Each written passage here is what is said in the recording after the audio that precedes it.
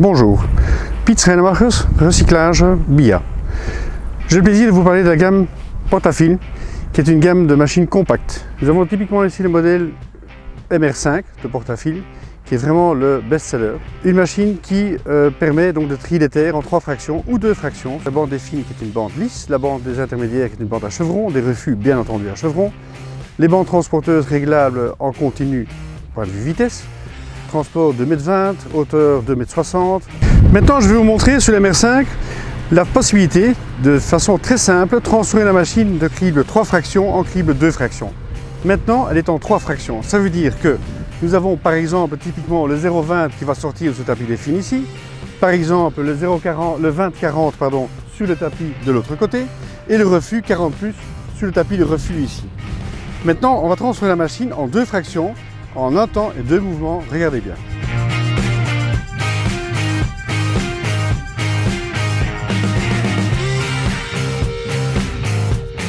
Quelle manœuvre avons-nous fait maintenant? Nous avons rentré la bande de refus en arrière pour reprendre le refus, bien entendu, du premier étage et également du second étage.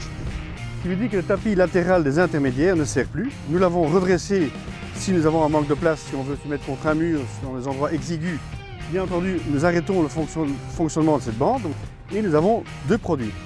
Sur cette bande-ci, nous allons avoir par exemple le 0,20. Si on change de grille, on peut avoir autre chose, mais typiquement un 0,20.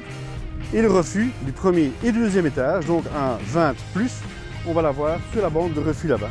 C'est pas plus compliqué. Comment le produit criblé le passant du deuxième étage, donc les fines, est ramené sur la bande latérale des fines. Nous avons, vu que c'est une machine relativement compacte, pas de tapis de collection, donc les plus grosses machines, la bande sort ici de la machine. Ici, elle sort beaucoup plus loin vers l'avant, ce qui permet éventuellement de charger la machine avec un chargeur, parce qu'on a de la place pour le faire. Comment mène-t-on le produit des fins à des fines sur la bande?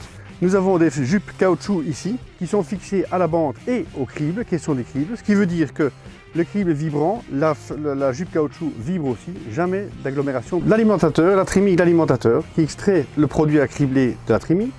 Le matériau tombe ici sur d'abord une cassette de doigts. Pourquoi une cassette de doigts? Pour casser le produit, pour émietter, si vous voulez, les agglomérats de terre, par exemple. Ensuite, nous allons sur la toile de criblage, toile ou tôle acier, peu importe, trous ronds, trous hexagonaux, c'est comme on veut. Ensuite, nous avons le produit, quand nous avons par exemple des cailloux ronds importants qui s'accélèrent trop vite, nous avons ici une feuille caoutchouc qui permet de retenir ces produits, les ralentir avant d'arriver sur la bande de refus et être mis en stock.